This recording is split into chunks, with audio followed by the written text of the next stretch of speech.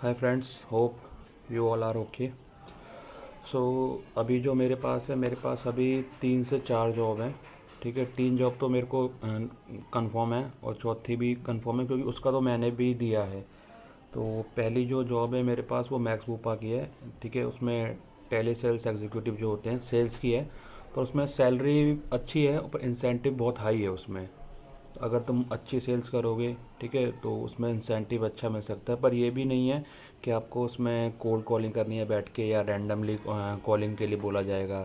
क्योंकि सेल्स में मैं जैसी सेल्स का नाम लूँगा तो बहुत से लोग ये समझते हैं, इवन मेरे को भी ये लगता था पहले कि जो सेल्स होगी वो आपको सिर्फ डेटा दे दिया जाएगा, आपको उस पर 100, 150, 200 कॉलिंग करनी है बैठ के। किसी किसी कंपनी में होता है ये। ठीक है, आप बहुत सी कंपनियों में जाओगे ना, बहुत सी कंपनियों में यही होता है कि आपको बैठ के उसमें कॉलिंग ही करनी होती है। वो आपको 150 से 200 नंबर देते हैं। ठीक है, तो उसमें होता है। तो इसमें ये नहीं है, इसमें आपको कंपनी से लीड्स वाले डेटा दिए जाएंगे। ठीक है, जो कस्टमर आपके इंटरेस्टेड होते हैं आपको सिर्फ वही डेटा दिया जाएगा। उसमें आपको मिनिमम मैक्सिमम टू मैक्सिमम 40 से 50 कॉल आपको करनी होगी। ठीक है, और आपकी कन्वेंसिंग पावर आप में होनी चाहिए, क्योंकि बहुत से कस्टमर ऐसे होते हैं कि आज तो आपको बोल देंगे कि हाँ कि मैं एग्री हूँ, मुझे परचेज़ करनी है। फिर वो बाद में नहीं बोलते, बाद में मना कर देते हैं आपको, नेक्स्ट आपको वो मना कर देंगे, तो रिजेक्शन मिलता है। ठीक है, सेल्स में तो देखो यार, सबको पता है कि सेल्स में अगर आपको सेल्स करनी आ गई तो सैलरी तो छोड़ो, आप इंसेंटिव भी इतना उसमें अर्न कर लोगे कि आपके 3-4 महीने की सैलरी का इकट्ठा आ जाता है। और दूसरी जो जॉब है मेरे पास वो आपकी टेली परफॉर्मेंस की है। एमएनसी कंपनी है, आपको पता है tele performance customer support executive की रोल होती है। ठीक है, इसमें चैट भी है, मेल भी है और वॉइस प्रोसेस भी है। ठीक है, ये गुरुग्राम में, नोएडा और दिल्ली में है इसकी जॉब है। तो उसके लिए आप लोग अप्लाई कर सकते हो। ठीक है, और तीसरी जो जॉब है मेरे पास टैग महिंद्रा की है। टैग महिंद्रा में ब्लेंडेड प्रोसेस है, इसमें भी तीनों है, चैट सपोर्ट और वॉइस प्रोसेस। और देखो टैग महिंद्रा में अगर लग गई तो बहुत बढ़िया बात है, क्योंकि टैग महिंद्रा में जो देखो स्टार्टिंग का जो मिलता है ना, बहुत कम मिलता है। अगर आपको एक्सपीरियंस है बीपीओ में किसी में, ठीक है, 1 साल का, 6 महीने का, तो आपको वो सैलरी 20+, 15+, 16 ऐसे ऐसे दे देते हैं। पर अगर आप अभी एज अ फ्रेशर जाओगे तो आपको सीटीसी तो मिलेगा 16 से 17। पर आपको जो मतलब डिडक्शन होके जो टोटल इन हैंड जो सैलरी आएगी वो 13 आएगी, 14 आएगी। क्योंकि जब मेरे पास जॉब नहीं थी तो मैं भी ढूंढ रहा था ना, तो मेरे को फ्लिपकार्ट का इंटरव्यू मेरा क्लियर हुआ। तो और सबसे बड़ी बात है इसमें, आपके इंटरव्यू जो पहले चल रहे थे, देखो जून जुलाई मैंने दिया था, तो मैंने जुलाई में दिया था, 27 जुलाई की मेरी ज्वाइनिंग हो गई थी, पर मैंने करे नहीं थी वहाँ। उसमें फ्लिपकार्ट प्रोसेस में दिया था, उन्होंने चैट मेल प्रोसेस दिया था, वर्क फ्रॉम ऑफ होम दिया था। तो उन्होंने बोला कि आपके पास लैपटॉप है, वाईफाई वगैरह सब है, तो आप अपना कर सकते हो। तो यार देखो, पर सैलरी बहुत उसमें कम थी, बहुत लो सैलरी थी यार। ठीक है, फिर मैंने, जब मेरे को होप नहीं बची थी, जब मैं थक हार के मैंने अपने घर में ये बोला, मैंने कहा मैं कर लूँगा, ये वर्क फ्रॉम होम है। ठीक है, मैंने कहा 14,000 तो मिलेंगे। 14,600 700 ऐसे सैलरी थी उसकी, कट पिटा के जो हाथ में आ रही थी, क्योंकि 16-17 का उन्होंने सीटीसी दिया था और 14-15 हाथ में आनी थी। तो इसमें सैलरी कम होती है। पर पता है इसका टैग महिंद्रा का ना एक बात सबसे बढ़िया है कि इसका एक्सपीरियंस ना बहुत हैवी माना जाता है। अगर आप टैग महिंद्रा में 6 महीने जॉब कर रहे हो, 6 महीने बाद अब अगर किसी अदर कंपनी में जाओगे, जिसमें इवन अभी मैं कर रहा हूँ, आई एनालाइजर में जाओगे, ठीक है, तो उसमें आपको सैलरी बढ़ के ही मिलेगी, 20+ ही मिलेगी। और हो सकता है कि आप अभी टैग महिंद्रा में एडवाइज़र हो, ठीक है, सिर्फ एग्जीक्यूटिव तौर पे हो, तो वहाँ पे आप जाके सीनियर लेवल पे जा सकते हो। क्योंकि मैंने आपको अपनी एक वीडियो में बताया था कि टैग महिंद्रा की एक लड़की थी। ठीक है, जानते थे उसे हम लोग, तो मेरे दोस्त की फ्रेंड थी, तो उसके थ्रू इवन मैं भी जानता था उसे। तो वो वहाँ पे एडवाइज़र थी, तो अभी जो लगी है वो आई एनालाइजर में, वो एक एज अ क्वालिटी लगी है। तो यार क्वालिटी में आपको पता है कि तो 1 स्टार मिल जाता है उसमें, लैनियार्ड पे 1 स्टार आ जाता है। तो आप सर या मैम बन जाते हो फिर उस टाइम पे। और वैसे भी देखो इन कंपनियों में कोई ये नहीं होता कि ये नेसेसरी है कि आपको किसी को सर या मैम बोलना है। इवन मैं मेरा टीएल है, मेरा टीएल को मैं अपना भाई बोलता हूँ। क्योंकि मेरा जो एसएम है, जो सीनियर मैनेजर, उसने उसने बोला था कि ये नेसेसरी नहीं है कि आप मुझे सर बोलो। ठीक है, आप मेरा नाम भी ले सकते हो, फैज़ल बोल सकते हो, ठीक है, आशीष बोल सकते हो, ठीक है। जो भी नाम, देखो हमारे जो साथ साथ वाले बंदे हैं उनको तो हम नाम लेके बोलते हैं, पर रिस्पेक्ट एक अपनी अलग चीज़ है। अगर आप रिस्पेक्ट अर्न करना चाहते हो तो आपको भी किसी को रिस्पेक्ट से बोलना पड़ेगा। तो मेरे से साथ के लड़के, मैं उन्हें मैं भाई करके बोलता हूँ, भाई तुम यार, मैं तू करके नहीं बोलता किसी को, तो वो भी तुम करके बोलते हैं।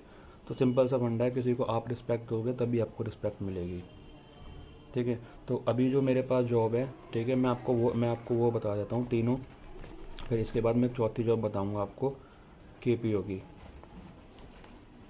ठीक है। देखो यार, मैक्स बूपा की जो है ना, मैक्स बूपा इंश्योरेंस है, हेल्थ इंश्योरेंस है, यूके के क्लाइंट होंगे तो उनकी आपको वो दिया जाता है। ठीक है। वो कॉल करते भी हैं। ठीक है। और अगर बाहर के क्लाइंट आ रहे हैं कॉल करके, क्योंकि आपको पता है इंश्योरेंस, क्योंकि ये जो कंपनी देगी ना आपको, एमएनसी कंपनी में ही हायरिंग करवाएगी आपकी ये। ठीक है, अपने ही प्रोसेस में। पर तो इसमें देखो ये डिपेंड करता है कि आपकी कम्युनिकेशन स्किल अच्छी है तो आप इंटरनेशनल में जा सकते हो, अगर नहीं है तो आप डोमेस्टिक में जा सकते हो। पर हिंदी इंग्लिश इसमें नेसेसरी है। अगर इंग्लिश भी अच्छी आती है तो बहुत बढ़िया है भाई, वेल एंड गुड है।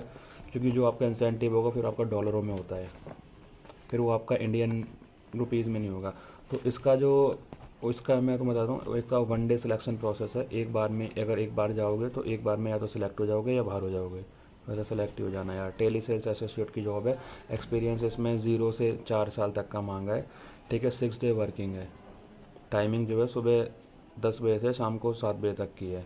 क्योंकि अब आप किसी भी एमएनसी कंपनी में जाओगे ना तो आपको 9 घंटे का पूरा टाइम होता है, जिसमें 8 घंटे आपके लॉग इन आवर्स होते हैं, 1 घंटे का आपका ब्रेक होता है, जो ब्रेक आपको पार्ट में मिलता है। क्योंकि मैं क्योंकि हम लोग को जो लेते हैं, पहले 15 मिनट का लेते हैं टी ब्रेक, फिर उसके बाद 30 मिनट का, 40 मिनट का रात को खाने का ले लिया, डिनर ब्रेक ले लिया। तो उसके बाद तो वही टाइम बन ही नहीं करता, क्योंकि रात को 11:30 बजे ब्रेक लेते हैं, 12:10 पे आते हैं, 50 मिनट बैठते हैं, अपने ब्लॉगिंग करा, काम करा, फिर 1 बजे घर। तो इसमें लोकेशन आपकी नोएडा ही है, कोई दिल्ली नहीं है, गुरुग्राम नहीं है, सिर्फ लोकेशन आपको नोएडा ही मिलेगी इसमें।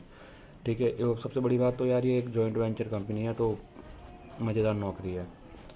ठीक है। और इसमें जितना भी तुम्हें आपको सेल करना होगा ना, कंपनी, अगर डोमेस्टिक करोगे तो कंपनी आपको लीड देगी, अगर सेल्स में जाओगे। ठीक है। और अगर बाहर की मिलेगी, अगर जैसे इंटरनेशनल में जाते हो तब भी आपको कंपनी ही लीड देगी। ठीक है। इसमें ये नहीं होता कि आपको फ़ोन से करने हैं, इनके हेडफोन पर इनके सॉफ्टवेयर होते हैं वो। ठीक है। वो नंबर आपको उसी में डायल करने होते हैं आपके पीसी में। ठीक है। कॉल लग जाती है। और ये भी नहीं है कि कस्टमर आपको बैक कॉल करेगा तो आपके पास ही आएगी, अगर वो बैक कॉल करेगा। हाँ, अगर वो आपको पर्सनली कुछ बता रहे हैं तो वो आपको पर्सनली ही आपको कॉल करेगा। ठीक है। उसमें फिर कंपनी की तरफ से मेल या जो भी प्रोवाइड करा जाएगा, नंबर वगैरह, वो आपको करा जाएगा। और सबसे बड़ी बात यह है कि इनमें इन कंपनियों में ना एक फ़ायदा होता है। जैसे आप अभी मानो आप अपने कंपनी के लिए वर्क कर रहे हो, ठीक है, और आपसे आपका जो क्लाइंट है वो आपसे भाई इम्प्रेस्ड है, फुल इम्प्रेस है वो आपसे, और आपको बहुत अप्रिशिएट करता है। अगर वो आपको अपनी कंट्री बुलाता है कि आप मेरे वर्क स्टेशन पे आके अपना वर्क करो, ठीक है, तो आपको कंपनी भी पे करेगी सैलरी, और आपको क्लाइंट जो है वो आपको डॉलर्स में पे करेगा। फिर जब आप वहाँ जाओगे, अदर कंट्री में जाओगे, तो आपका सारा सारा जो एक्सपेंस होगा आपका, ठीक है, वो आपका ही क्लाइंट उठाता है। ठीक है। और वो भी आपको सैलरी देता है। तो आप समझ जाओ कि इसमें अगर आपकी यहाँ सैलरी 30,000 है तो आपकी सैलरी ना 1 लाख प्लस, 1 लाख प्लस हो जाएगी। क्योंकि यार देखो वो भी देगा, कुछ ना कुछ डॉलर देगा। और ऐसा नहीं है कि वो आपको 100-200 ऐसा डॉलर दे देगा, वो भी आपको ज़्यादा ही देगा। तो 1 लाख प्लस पड़ जाती है। क्योंकि मेरा एक दोस्त कर रहा है ऐसे। ठीक है। तो अभी वो इसमें था, क्या कहते हैं, आपका कैब जेमिनी में था। और उसके बाद क्योंकि वो काम करता था भाई 11-11, 12-12 घंटे, तो उसकी सैलरी जो आती थी ना, जो उसकी मंथली सैलरी थी, तो उससे ज़्यादा ही आती थी। और अभी वो यूरोप गया है। ठीक है। क्लाइंट के पास ही गया है वो, तो उसको क्लाइंट भी पे कर रहा है और उसको कंपनी भी पे कर रही है। तो मज़े काट रहा है फुल। देखो बहुत सिंपल सी बात है यार। इसकी जो पोजीशन है वो आपको पता है, टेली सेल्स एसोसिएट की है, जो आपको रिपोर्ट करना होगा आपको टीएल को, जो भी आपका टीम लीडर बनेगा उसको रिपोर्ट करना होगा। और जॉब डिस्क्रिप्शन में बता देता हूँ उसका, हेल्थ इंश्योरेंस सेलिंग है। ठीक है। और देखो जब से पैंडेमिक आया, कोविड आया, आपको पता है कि इंश्योरेंस लाइन अगर पहले यहाँ थी तो वो यहाँ आ गई है। ठीक है। और इसमें बहुत फ़ायदा, अब बहुत ले भी रहे हैं यार। इवन सबको लेना चाहिए भाई, अगर किसी का नहीं है ठीक है तो लेके रखो इंश्योरेंस। अब तो वैसे भी मंथली 400-500 में आ जाता है, तो आप पॉलिसी बाज़ार से किसी से भी परचेज़ कर सकते हैं इंश्योरेंस, क्योंकि देखो मेडिकल हेल्थ इंश्योरेंस तो लेके रखो भाई, ठीक है। एक्सीडेंटल मेडिकल ये सब लेके रखो, पता नहीं है कब से क्या हो जाए। तो इसमें देखो मैंने पहले बताया था, नो कोई कोल्ड कॉलिंग नहीं है, कोई रैंडमली कॉलिंग नहीं है। लीड जो होगी आपको कंपनी ही डेटा प्रोवाइड करेगी, उसमें लीड होती है, आपको वो बस रिवेन्यू में जनरेट करनी होती है कंपनी के, ठीक है। इसके अलावा आपकी डे शिफ्ट है, टाइमिंग आपकी वही है 10 से 7 बजे तक की, 6 डे वर्किंग है, ठीक है। और इसमें हाँ, और सबसे बड़ी बात, अदर मॉनेटरी बेनिफिट भी हैं, ESI PF वगैरह, ठीक है। और जो उनके कॉन्फिडेंशियल होते हैं वो भी हैं इनके, तो आप इसमें ईजिली अप्लाई भी कर सकते हो, ठीक है। नॉलेज जो होनी चाहिए यार, वही आपको पता है, अगर आप सेल्स में काम कर रहे हो तो आप थोड़ा तो भाई अंडर वर्क प्रेशर आपको मिलता ही है, अंडर वर्क प्रेशर आपको काम करना होगा, ठीक है। और जितना बिहेवियर आप अपना अच्छा रखोगे ना काम करते टाइम में, तो उतने आपके आगे जाने का चांसेस ज़्यादा होते हैं। अगर आप बहुत रूडली बात करते हो, रूडली बिहेव करते हो, तो यार आपका TL भी आपको आगे नहीं भेजेगा। तो कहीं भी जा रहे हो ना काम करने के लिए, तो भाई सबसे बना के रखो, जो तुम्हारे अंदर चल रहा है, जो तुम परेशान हो, ठीक है, उस चीज़ को ना अपना लिमिट में रखो, अपने अंदर तक रखो। वही ना, जैसे अगर कोई आपका कहते हैं ना कि एक के अगर बात बोली है तो आपके अपने कानों को भी ना सुनाई दे, तो बस उन चीज़ों को ना अपने तक रखो लिमिट में, आगे जाने के चांस ऐसे ही बढ़ते हैं। और वो इसकी जो क्वालिफिकेशन मांगी है, ग्रेजुएट है, अंडर ग्रेजुएट है, अगर MBA है, पोस्ट ग्रेजुएट है, तो उसको प्रेफरेंस ज़्यादा दी जाएगी। देखिए, और हमेशा किसी भी जॉब में जा रहे हो भाई, इंटरव्यू फेस करते हो ना, फुल कॉन्फिडेंस से फेस करो, थोड़ी फेस पे स्माइल रख, क्योंकि बहुत से बंदे ऐसे होते हैं भाई, घबराने लगते हैं, नर्वस हो जाते हैं। ऐसा नहीं है कि मैं बता रहा हूँ मैं नहीं हुआ था भाई, मेरे तो हाथ पैर काँपे थे जब मैं 2 बार रिजेक्ट हुआ था, तीसरी बार भी रिजेक्ट होने से बचा, मतलब रिजेक्ट ही हो गया था, पर थोड़ा किस्मत ने साथ दे दिया कि जॉब लग गई थी, वरना साल अब मैं भी अभी ना इंटरव्यू दे रहा होता।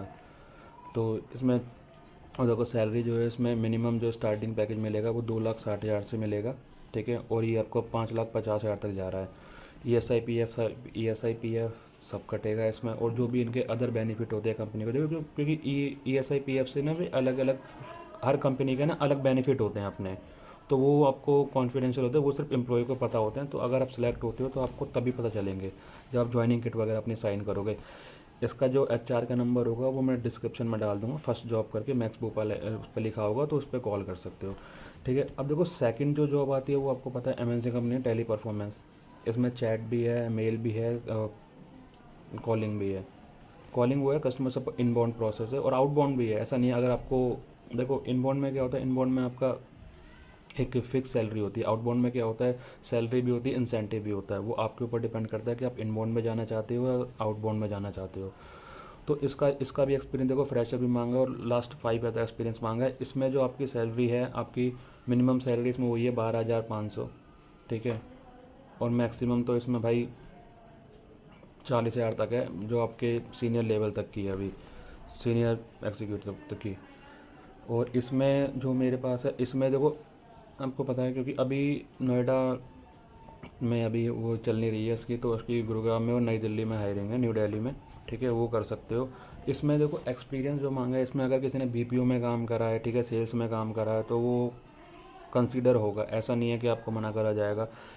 आप, क्योंकि बहुत से लोग ये करते हैं कि BPO में जॉब तो लग गई, ठीक है, पर प्रेशर की वजह से, या कोई कुछ बोल रहा है, मेरा सीनियर बोल रहा है, मेरा TL बोल रहा है, कोई बोल रहा है, मेरा SM बोल रहा है, ठीक है, मेरा AV भी बोल रहा है, तो 2-3 महीने करके जॉब छोड़ दिया, कि 2-3 महीने का एक्सपीरियंस आ गया। भाई मैं बता दूं, मैं भी ये सोचा था कि 2-3 महीने का छोड़ दूंगा, पर मिनिमम ना 6 मंथ का एक्सपीरियंस आपको चाहिए। अगर आपको इवन किसी और कंपनी में स्विच करना है, ठीक है, तो वो आपको 6 मंथ का एक्सपीरियंस मांगते हैं। और जब भी आप किसी अदर कंपनी में जल्दी छोड़ के स्विच करोगे ना, तो पता है बैड इंप्रेशन क्या होता है, जब वो पूछते हैं ना कि आपने कंपनी लेफ्ट क्यों करी, तो मैं भी पहले मैं बोल रहा, मैंने कहा कि I am looking for hike in my salary. तो भाई ये चीज़ कभी नहीं बोलनी है। आप तो बोल देते हो कि हाँ भाई चलो तुरंत बोल देते हैं, चलो भाई टू बी ऑनेस्ट होके बोल देते हैं, पर सामने वाले को ना नहीं, फ़र्क नहीं पड़ता उससे। सामने वाला बोलता है कि यार इसे अगर इन फ्यूचर यहाँ जॉब करेगा, कहीं अच्छी जॉब मिल जाएगी तो ये हमारी कंपनी भी छोड़ देगा। क्योंकि क्या होता है, जब आपकी ट्रेनिंग होती है, ठीक है, तो भाई उस पर भी खर्चा होता है, ट्रेनर आपको पढ़ाता है, ठीक है, सिखाता है, फिर आपका सर्टिफिकेशन होता है, अगर आप फेल होते हो तो रीसर्टिफाइड होते हो, रीसर्टिफिकेशन होने में पास होते हो, तो ट्रेन पर मेहनत मेहनत बेकार जाती है उन सबकी। क्योंकि इवन हमारे जब मेरा बैच स्टार्ट हुआ था, ठीक है, तो हम 20 लोग थे, 20 में से अभी हम 5 से 6 लोग बचे हैं। धीरे धीरे करके सब छोड़ चले गए हैं। पहले 3 बंदों ने तो जिस दिन सर्टिफिकेशन था उसी दिन आना बंद कर दिया। भाई जब मेरे को ये समझ नहीं आ रहा, जब तुम 15 दिन आ गए तो 16वें दिन भी आ जाते, सर्टिफाइड तो हो जाते कम से कम, ठीक है, वहाँ आना बंद करा। अब सैलरी आई जैसी पहली, बाकियों ने तब छोड़ दिया। मन तो खैर मेरा भी कर रहा था छोड़ने का, क्योंकि कुछ पर छोड़ना नहीं है यार, जॉब मिलती नहीं है इतनी आसानी से फिर।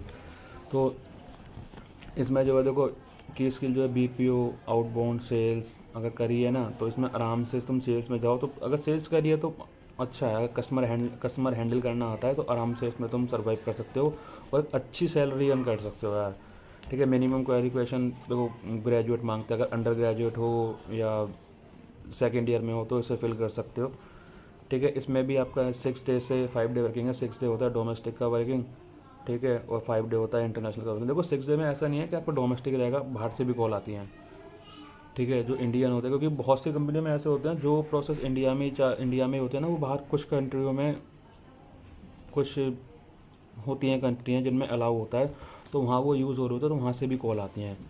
क्योंकि हमारे पास देखो जो हमारा प्रोसेस है वो सिर्फ डोमेस्टिक का है, ठीक है। तो हमारे पास जो कॉल आती है ना, वो यूएई से भी आती है, लंदन से भी आती है, ठीक है, यूके से भी आती है।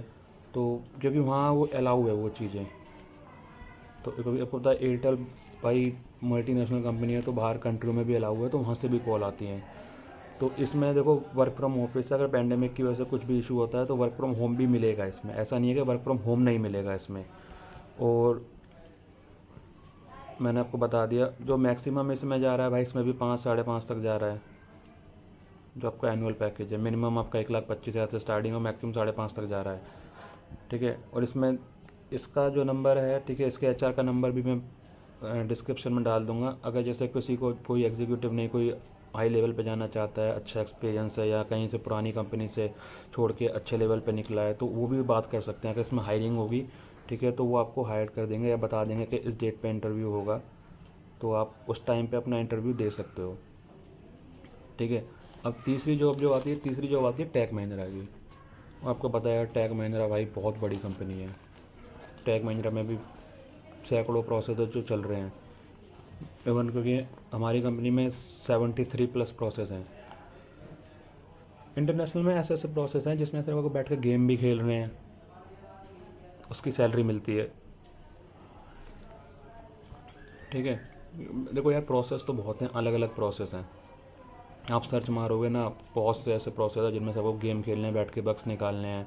आपको लगता है कि ये गलत है, तो उस चीज़ को अब जब आप देखोगे, ठीक है, अगर गलत है तो उसमें आपको, क्योंकि अभी आपने देखा होगा कि एक बंदे ने गूगल में बग निकाला था एक, तो उसके लिए उसने पता नहीं कितने सेकंड के लिए गूगल हैक कर दिया था, 15 सेकंड या 45 सेकंड के लिए उसने गूगल हैक कर दिया था। तो उस बंदे का पासपोर्ट भी नहीं था, तो उसके लिए 4 घंटे में पासपोर्ट बना, ठीक है। गूगल का जेट आया उसे लेने के लिए, गाड़ी आई घर तक लेने के लिए उसे, बिहार का बंदा था। अब बताओ, तो अगर, और देखो इन फ्यूचर अगर किसी को कैरियर बनाना ना अपना अच्छा, क्योंकि देखो यार अब हमारा इतना टाइम है नहीं हमारे पास भी कि हम 1-2 साल और दें। अभी जो 12th पास करके निकले हैं, ठीक है, फ्रेशर हैं, तो भाई डेटा साइंस में घुस जाओ, ठीक है, कोई डेटा साइंस का कोर्स पकड़ लो, ठीक है, उसमें घुस जाओ, उसकी नॉलेज ले लो जितनी भी ले सकते हो, बेस्ट है। और एक्सेल वगैरह सीखो, कॉमर्स के हो तो भाई जीएसटी अकाउंटिंग सीखो, टैली सीखो, उसमें बढ़िया है, उसमें बेस्ट रहेगा। टेक में की जॉब है, 0 से 5 साल का एक्सपीरियंस है, ठीक है, 5 से 6 डे वर्किंग है, इसमें भी इंटरनेशनल भी है, डोमेस्टिक भी है। जॉब लोकेशन वो आपकी सेक्टर 62 है, नोएडा में, ठीक है। अभी बता देता हूँ, इंटरव्यू अभी चल ही रहे हैं इसमें।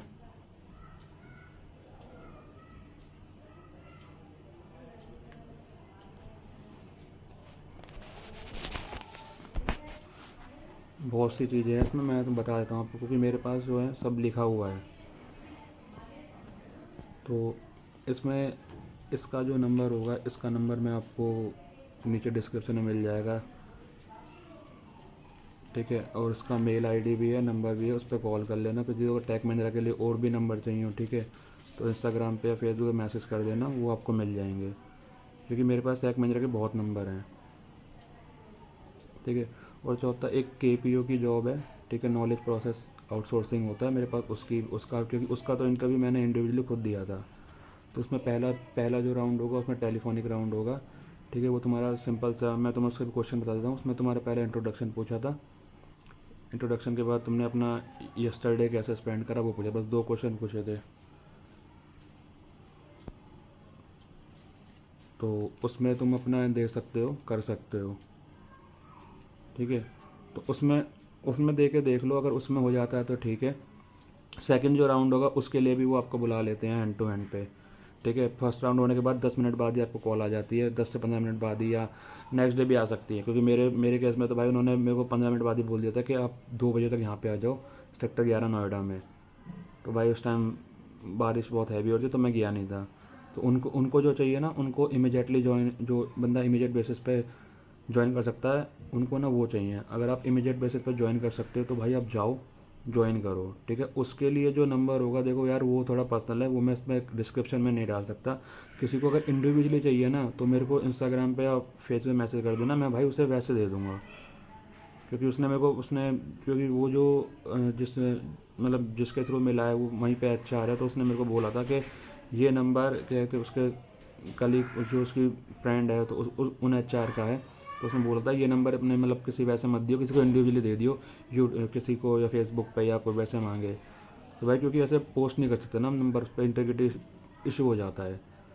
तो इसके लिए देख लो, तुम कर सकते हो आराम से अपना, ठीक है। क्वेश्चन पता है, सबको पता है यार, इंट्रोडक्शन पूछेंगे, कस्टमर सपोर्ट सर्विस क्या है, BPO ज्वाइन क्यों करना चाहते हो, ठीक है, 3 से 4 साल बाद अपने आप को कहाँ देखते हो उस लाइन में। तो ये सब क्वेश्चन पूछे जाते हैं। अपना संडे कैसे बिताया था आपने, अपना कल का दिन कैसे बिताया, आपका मेमोरेबल डे क्या है।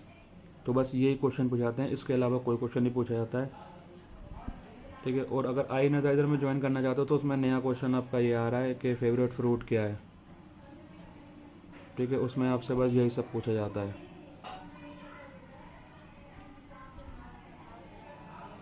और किसी का भी कोई क्वेश्चन हो तो भाई पूछ लेना,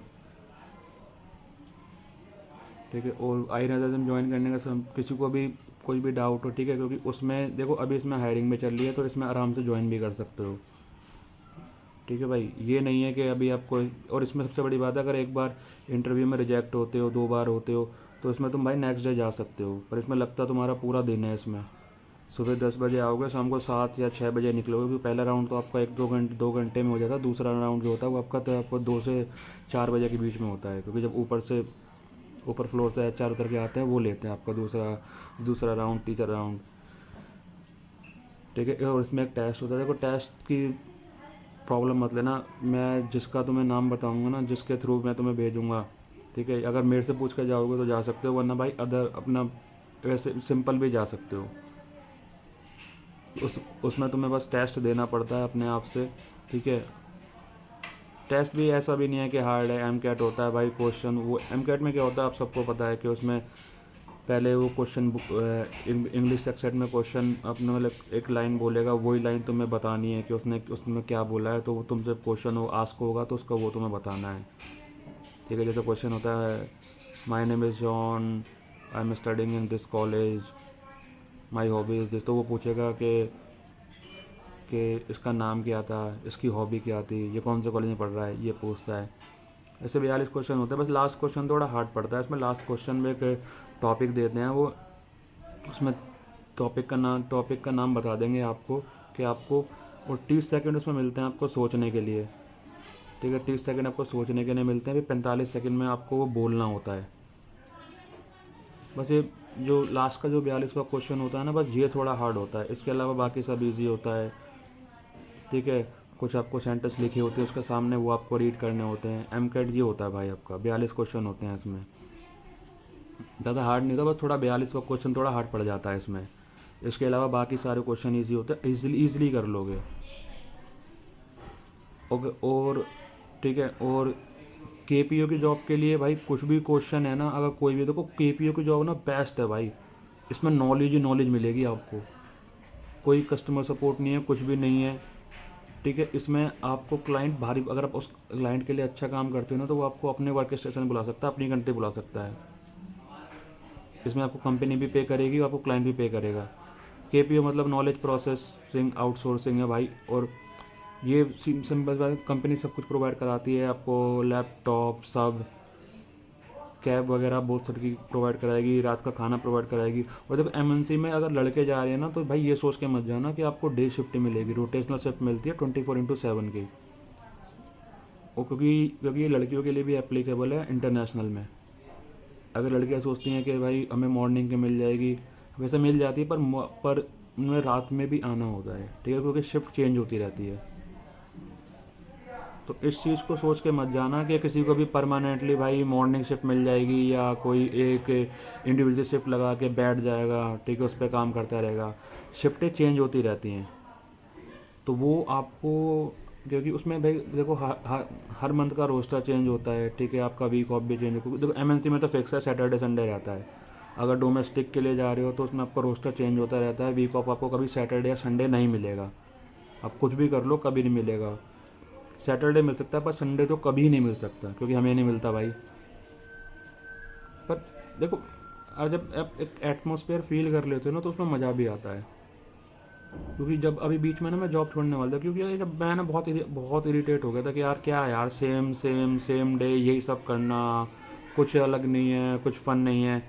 तो एक एचआर था, उसने मेरे से बोला था, मैं पूरे बैच से बोला था कि अगर कभी देखो कभी ऐसा भी टाइम आता है कि आपको लगता है कि यार मज़ा नहीं आ रहा, छोड़ दो, ये है वो है, मैं उठ के मैं जाने लगा था। फिर मेरे को उसकी बात याद आ गई थी कि उसने बोला था कि अपने फर्स्ट डे को सोचना, जब आप इंटरव्यू देने आए थे, जब यहाँ से आप जो, क्योंकि उसने बोला था कि बहुत से बंदे ऐसे होते हैं जो दो दो तीन तीन दिन आ रहे हैं, सिलेक्ट नहीं हो रहे हैं, और फिर भी देने आ रहे हैं इंटरव्यू, फिर एंड में सेलेक्ट हो रहे हैं।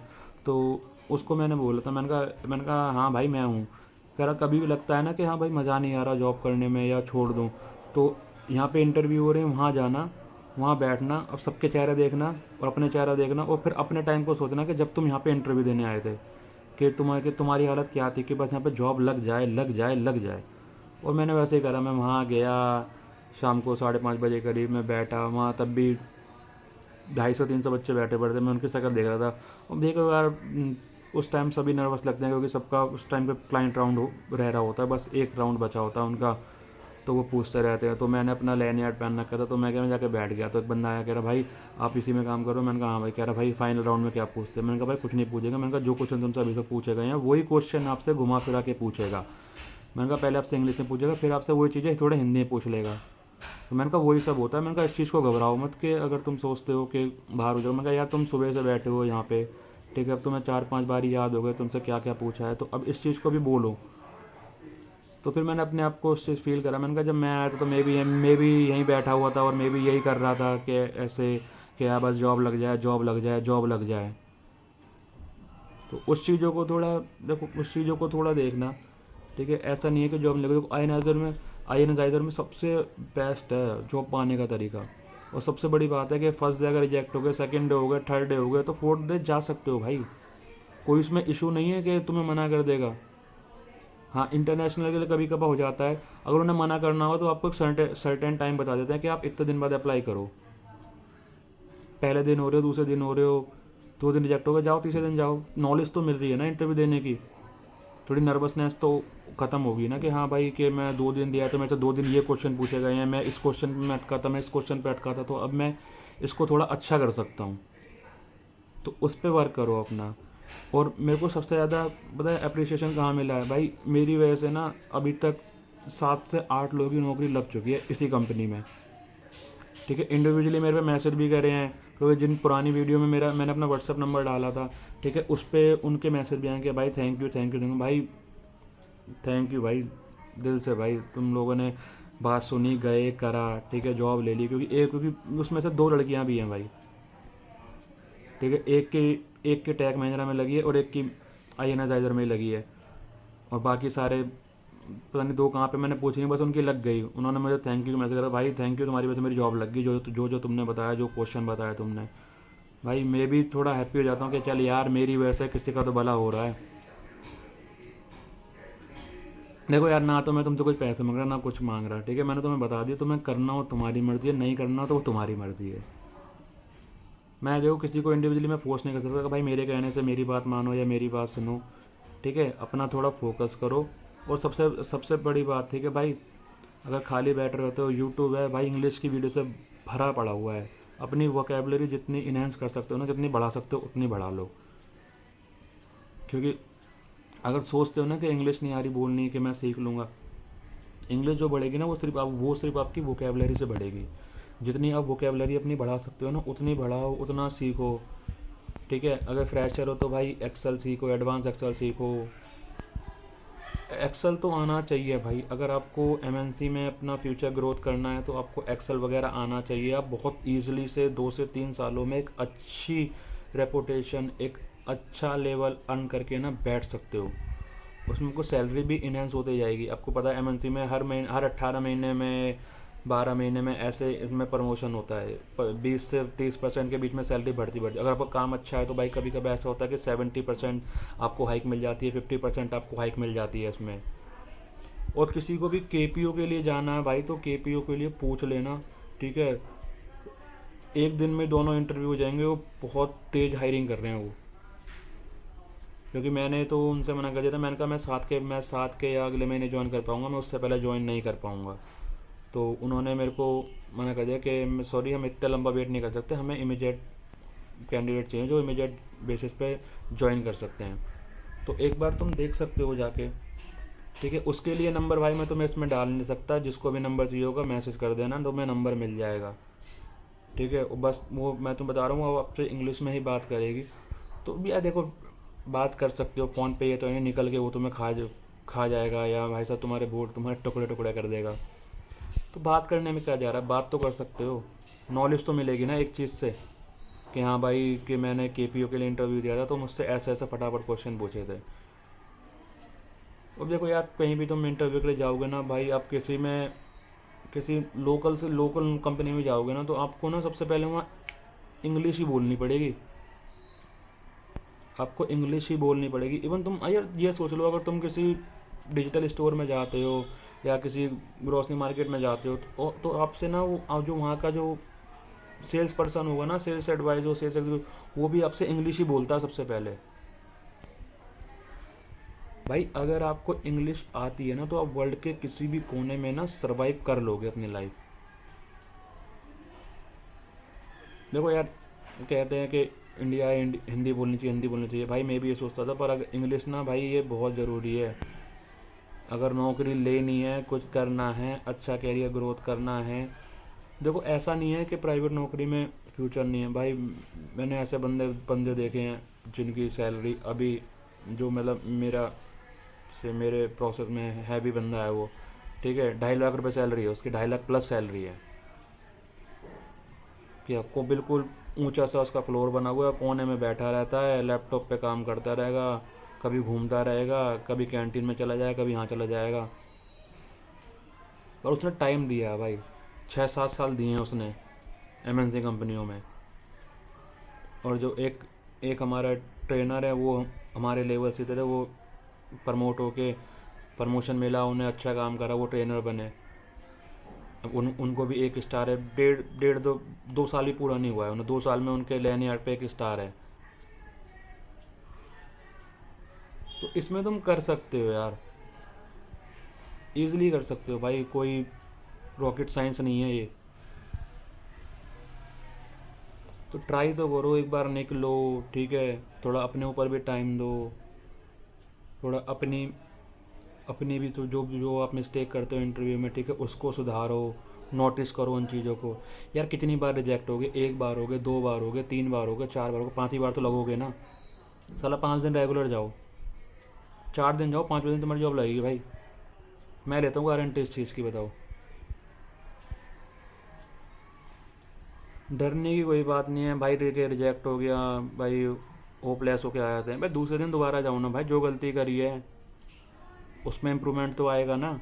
वो नहीं होगी चल कोई तीसरी गलती हो गई, ठीक है, 2 दिन खराब हो गए भाई, 2 दिन खराब हो गए, 3 गलती सुधरी 2 दिन में, तीसरे दिन बाहर हो गए, तीसरे पहला राउंड तो सब क्लियर कर लोगे, दूसरा भी कर लोगे, दूसरे में बाहर हो जाओगे, अगले दिन तीसरा दूसरा क्लियर कर लोगे, तीसरे में बाहर हो गए, अगले दिन तीसरा भी क्लियर कर लोगे, चौथे में बाहर हो जाओगे, अगले दिन चौथा भी क्लियर कर लोगे, पाँच में बाहर हो गए, पता चला अगले दिन आपने सारे क्लियर कर लिए, आपको ज्वाइनिंग लेटर मिल गया हाथ में कि लो जी इस डेट से आपकी ज्वाइनिंग है, आ जाओ। क्योंकि बहुत से बंदे ना ये कर रहे हैं, मैं क्योंकि मेरे पास 2 बंदों का मसला है कि भाई मैं तो बाहर हो गया, ठीक है, मैं नहीं जा रहा यार, मेरे को ना उम्मीद नहीं हो जाएगा। अबे भाई उम्मीद तो लगा भाई, वक्त को ना वक्त दो, क्योंकि वक्त बदलने में भी ना वक्त लगता है। देखो यार, हम लोग कोई भाई रिच फैमिली से तो है नहीं कि भाई हमारे बाप दादाओं पे पैसा दबा के हम आराम से बैठे खा लेंगे। भाई जैसे तुम हो ऐसे ही मैं ही हूँ, मिडिल क्लास से हैं तो भाई अपनी लाइफ खुद बनानी है। अबे भाई जाओ, 2 साल दो अपने आप को, 2 साल में इतना कुछ सीख जाओगे ना इन कंपनियों में, साला खुद तुम ना खुद आगे आगे भागोगे। जो तुम्हें अभी ये बोलते हैं ना कि हाँ ठीक है, जो तुम्हारे दोस्त यार, जो भी तुम्हारे रिलेटिव है, रिलेशन है, वो तुम्हें जो भी मतलब सबको पता है क्या बातें क्या होती है, कैसे क्या होता है। जब 2 साल बाद अपने आप को देखोगे ना कि हाँ भाई चल थोड़ा सेंस आ रहा है, ठीक है, अब लाइफ बदल रही है, ठीक है, लिविंग वे हमारा चेंज हो रहा है, वही सब वापस आ जाएंगे। इन चीज़ों को यार भूल जाओ भाई, थोड़ा 2 साल अपने आप पे दो। अगर भाई देखो जो फ्रेशर हो ना, वो ना लग जाओ, 12th पास करते ही ना अपना ओपन से कोई कोर्स करो। अगर अपनी लाइफ सेट करनी है ना अच्छे तरीके से, कि भाई 26-27 साल में आके हम पे थोड़ा अच्छा पैसा होना चाहिए, अच्छी जॉब होनी चाहिए, ठीक है, लैंड यार्ड पे एक या 2 स्टार होने चाहिए, तो भाई लग जाओ, इंग्लिश सीखो, एक्सेल सीखो, डेटा साइंस में घुस जाओ। ये मैं तुम्हें बेस्ट बता रहा हूँ, बेस्ट तरीका। अगर कोई आर्ट्स वाला भी है, नौकरी करना, अगर किसी को भाई अलग कुछ करना है तो वो अपना करे। अगर किसी को एमएनसी कंपनी का शौक है, भाई एमएनसी में जाना है, इसमें तुम्हें सबसे ज़्यादा बाहर जाने का मौके मिलता है एमएनसी में, अगर अच्छा काम करते हो तो। इस चीज़ों को इन चीज़ों को ना फोकस करो, इन चीज़ों को सोचो एक बार, तुम्हें कंपनी जैसे बाहर जाने के मौके मिलते हैं, तुम्हें कुछ पे नहीं करना होता उसमें, बस अपना पासपोर्ट बना के रेडी रखते हैं। और कंपनी में भाई कुछ ना कुछ चलता रहता है, कोई ना कोई प्रोग्राम चलता है, ठीक है, कुछ ना कुछ उसमें गुडीज़ वगैरह जीतते रहते हो, ठीक है, कोई ऑफ़र निकल आता है तो उसमें मज़ा आता है जो अच्छा काम करता है। तो ये बेस्ट है भाई, बेस्ट से बेस्ट तरीका है ये। तो अपने आप को जितना स्किल बढ़ा सकते हो ना अपनी, उतनी बढ़ा लो। एक्सेल तो मैंडेटरी कर लो,